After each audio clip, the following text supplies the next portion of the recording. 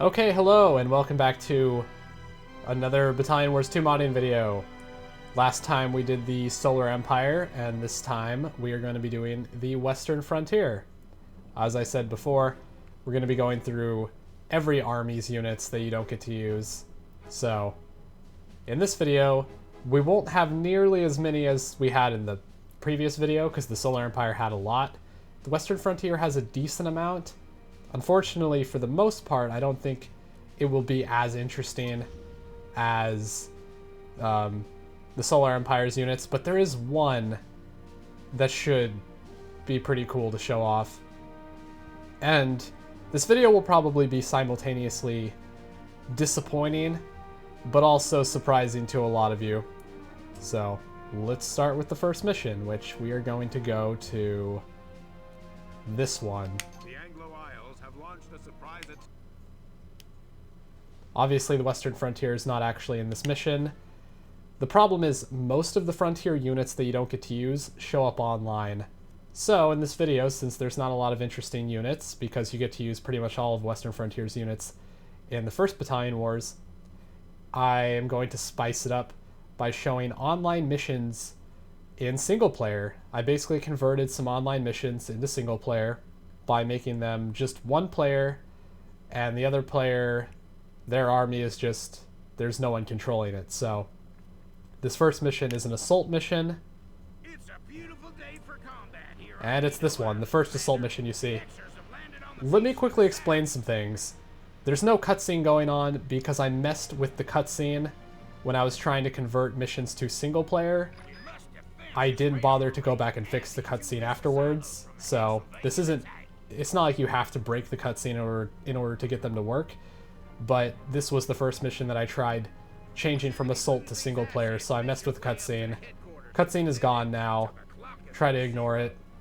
But keep in mind, I could have brought it back, and everything would have been hunky-dory. So, let's start off with the most interesting unit. As you can see, the Battleship. Oh, let's get over to it quick before it dies. Yes, the Frontier have a Battleship. Now, this should be surprising to anyone who knows anything about this game, because you'll know not once in the entire game during gameplay does the Frontier's battleship show up. The only time you see it is during the first cutscene of the Solar Empire campaign, and in the units, the unit viewer for the Western Frontier, you can see their battleship, and it is in a mission. Now, there's also an Exylvanian bomber here because I wanted to have a unit to try to fight. Which, if you thought the dreadnought was at a disadvantage, well, the battleship's a whole nother story. Oh, nice, I hit it. But I probably should have put some land units on the coast, but I used a bomber. Might be able to take it out, though. Anyway, while I'm trying to, let me explain the situation here. Now, in this mission, and potentially in other missions, but I wasn't super meticulous about checking, there are unused units. And in this mission in particular, there's a bunch. Like, just by looking through the XML, it seems as if they had intended for this mission to be much longer than it was in the final version that you see and are used to playing. Now, let me show something here. As you can see, here's where Exylvania's units start, right? And you have your first objective, which is destroy the missile silos. Second objective, capture the HQ, if you're playing as Exylvania. Now, there's all this extra space down here where nothing happens, but it's there, and it's not out of bounds. And when you think about the fact that every other assault mission, as far as I can remember, has 3 objectives, that's the first odd thing. Now, the second odd thing is that in the XML, both armies have a bunch of units that are displayed, like they're there in the code, but they aren't actually used in the level when you play it, unless you do what I did and just, you know, bring them back and place them where they would have been if they were in the mission. So that's what I did. And there's actually, I only put in the 1 Exylvanian bomber and 1 Frontier battleship, but there's a lot more than this in the mission. There's actually Exylvanian artillery, frontier frigates, and again, the Exylvanian bombers are in the mission. The frontier battleship is in the mission, and I think there's some other stuff too that I am forgetting. And there goes that bomber. But it really makes me think, like, they probably had intended for this part of the mission to be used, which would explain why there's all these extra units that aren't actually in the final version of this mission, which would also make me figure there must have been an objective somewhere around here, which would be what you do first, and then you would advance and destroy the missile silos, which again would make sense, seeing as every other assault mission has 3 objectives. So that's my spiel on this mission, and hopefully you enjoy that the Frontier Battleship is in fact in the game, which was a huge surprise to me. When I was going through the XMLs for all the missions, I was like, okay, if I'm going to show the Frontier units, obviously I need to see if the units that don't actually show up are hidden in some missions, and it turns out the Battleship was, so that was a pretty great find. I was really excited when I saw it. And let's go fight the Exylvanian army now. The battleship's too far away to actually accomplish anything. And while I'm at it, I can also talk about the other units that you only get to use in multiplayer, such as the light tank right here. You don't use this at any time in single player. It only shows up in the second mission of the game. When you're playing as the Solar Empire, it shows up to assist you. Which is kind of surprising, seeing as in the first game, the light tank shows up a whole lot.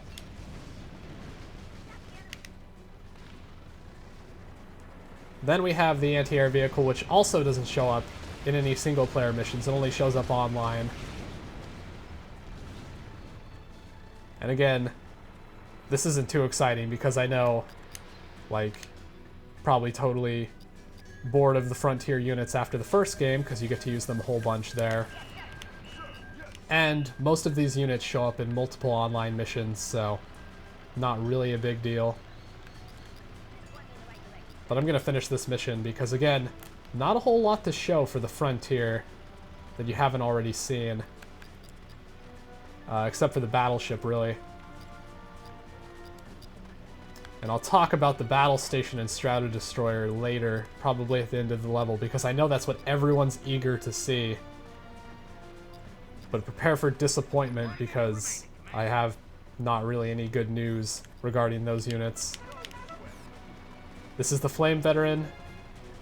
Also, surprisingly, does not show up in single player at all. Only shows up in online missions. And there's only one of them in this mission. Kind of odd that they just threw in like a single Flame Veteran for the Frontier. Oops, let's do that. That. And where's that gunship? I guess it got shot down.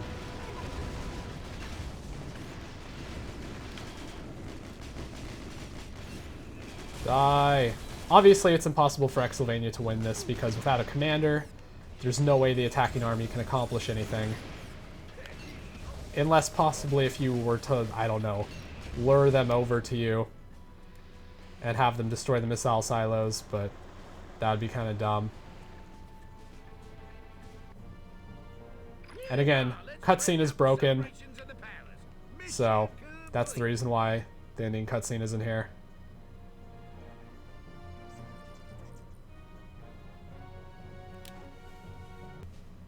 Okay, and I'm back. Now, the problem is I haven't perfected transferring multiplayer missions to single player, obviously. So at the end of the missions, usually they just hang after the cutscene forever, and you have to restart Dolphin, or if you're on a regular Wii, you would have to restart the Wii in order to get out of that. I'm not sure how to fix that, but hopefully it won't be too difficult. Now, one more thing I want to mention before I move on to the next mission.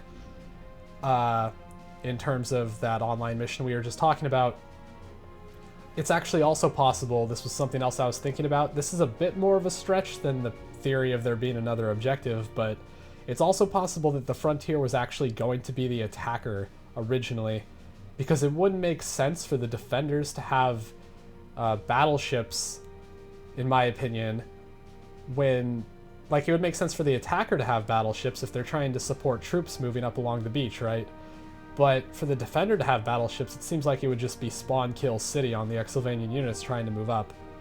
And in addition to that, if Exylvania had artillery units, which are in there, it would make sense for them to have originally been the defender, because artillery would make a lot of sense to defend against battleships at the coast. And so would bombers. So I think that may have been the case, and it wouldn't really contradict anything story-wise, because it could have just been Exylvania had already captured the HQ, and the Frontier was going in to reclaim it. So that's just another theory I have about that mission. But that aside, we're going to move on to the next one, which is, let me see if I can remember where we're going next. I think, yeah, we're going to the last mission of the Solar Empire campaign. You can probably guess why. It's not the most interesting thing in the world, but I have to show it off. Well, I don't have to, but seeing as I showed off the all the Solar Empire units, I'm not just going to skip out on stuff this time.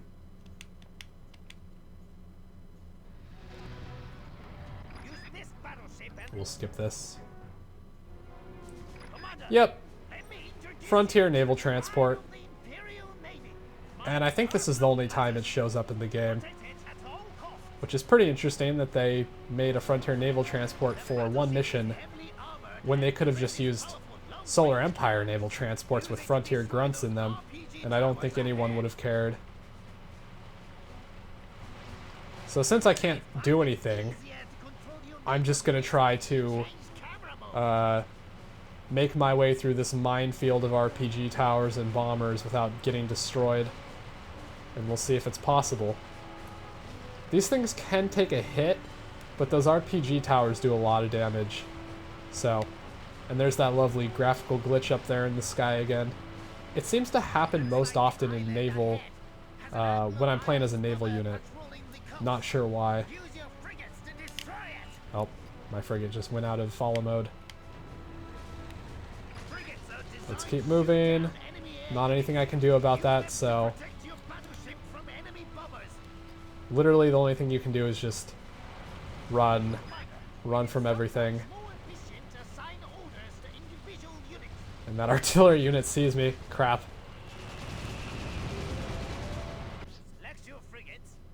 Yeah, okay, shut up.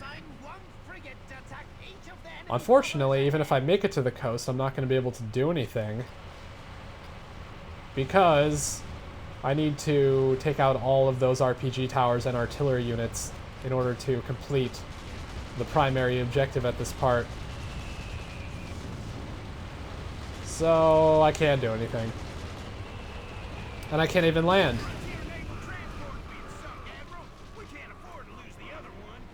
And that's pretty much it. So I hope you enjoyed seeing the naval transport, because this is pretty much it. And there it goes.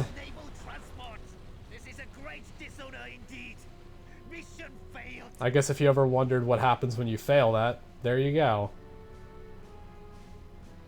Since I'd be pretty surprised if anyone actually lost the naval transports when they were trying.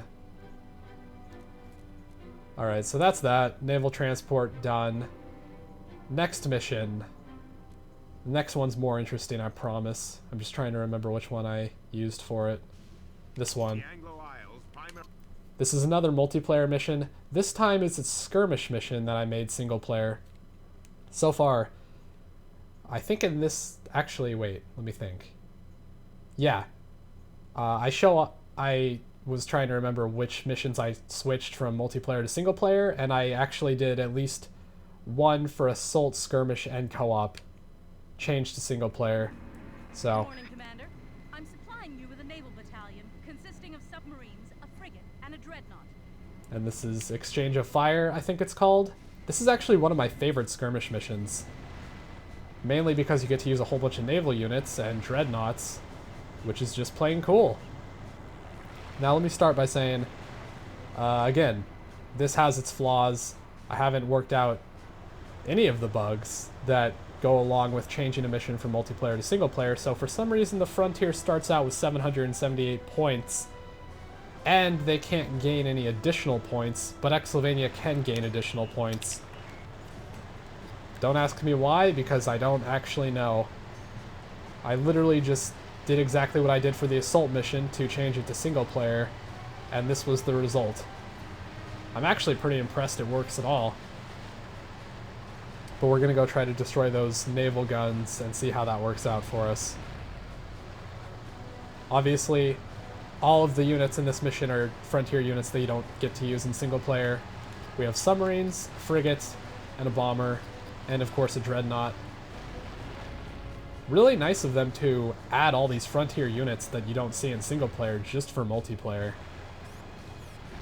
Because it'd really be a shame if you just didn't get to use them at all. Alright, I have to be careful because those naval guns really tear you apart. In Exylvania, while they won't, like, progress towards my naval guns, they actually do a pretty good job of defending. Alright, let's see. So I want to attack the dreadnought. Nope, that's not what I meant to do. There we go. Oh, I think the naval gun's already attacking me. Yep. And I should really be targeting their frigate so I can bring in my bomber.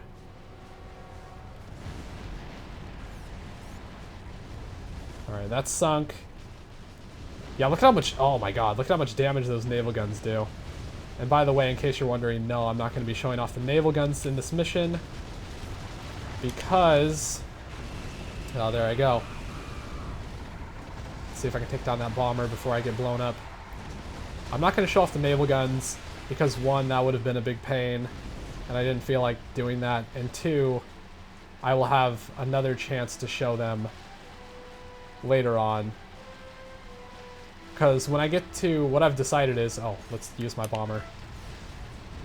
When I get to the Iron Legion units, I'm probably going to do just like a bunch of random units that I might not have shown off before, including the naval guns. Because the Legion doesn't really have any units that you don't use. You get to use all of their units in single player, I think. At least most of them. And seeing as they don't have any naval units, there's really, again, not a whole lot. Oh, their frigate's back. That's not good.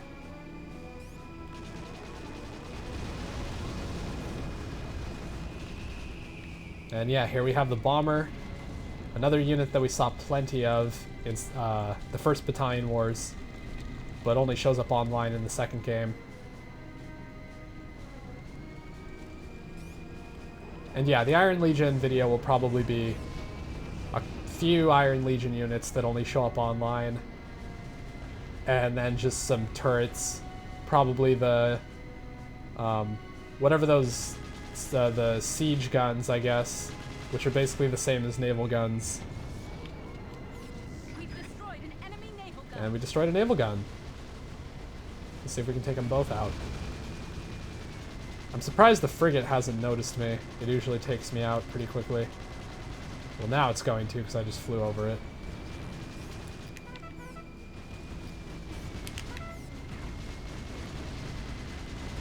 And as you can see, Exylvania is gaining points. So, technically there's no reason for me to do anything right now. I should just be sitting back at my base so I win, but that would be boring. And I probably should still be able to win even if I go in there and attack them. Alright, let's go back to the dreadnought.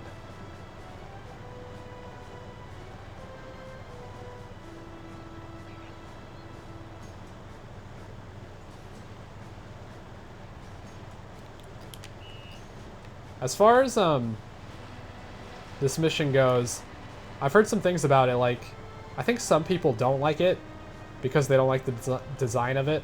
I'm not totally sure why. But again, it is cool to have a all naval battle map. And it'd be cool to make more, like, custom naval battle maps by converting single player missions to multiplayer. I think I mentioned before that up Periscope would be a pretty cool one.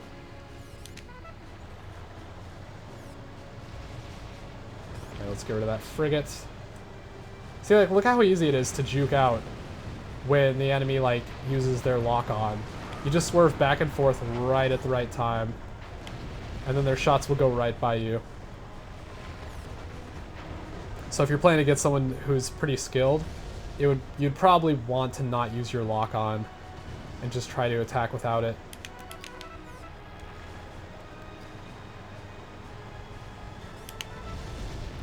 See if I can take out the naval gun without my bomber.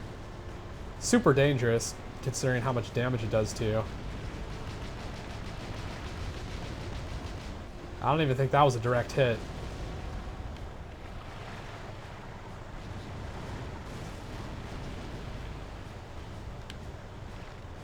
Oh man, I'm gonna be sunk in another hit. Yep.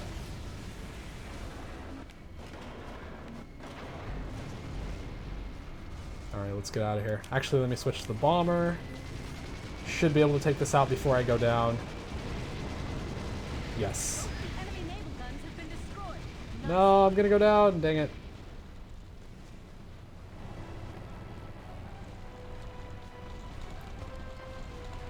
The other thing about this mission, actually, that would be kind of a cool way to convert it to single player properly, because if you want to convert a skirmish mission to single player, it would be a good idea to actually make it more like a single player map. So it's actually set up pretty well for it. Like, if you could somehow make the Exylvanian units go after your naval guns, you could have like a defeat scenario be, if you lose your naval guns, you lose. 1 minute left on the But in clock, order to Commander. win, you have to destroy the enemy's naval guns. And obviously, it'd be ideal to add more enemy units to the map as well to make it more difficult. Because while I'm like mostly interested in custom multiplayer maps, custom single player maps are actually another really interesting thing that we could do. And Ephraim, who is someone that I'm working with actually for modding, is pretty interested in modding some single player maps. He's already got some cool ideas for certain scenarios. And we've pretty much won this mission, so I'm just gonna let the clock run out now. And once again, the game's gonna just hang at the ending cutscene, and I'll have to cut to when I go to the next mission, so I will see you then.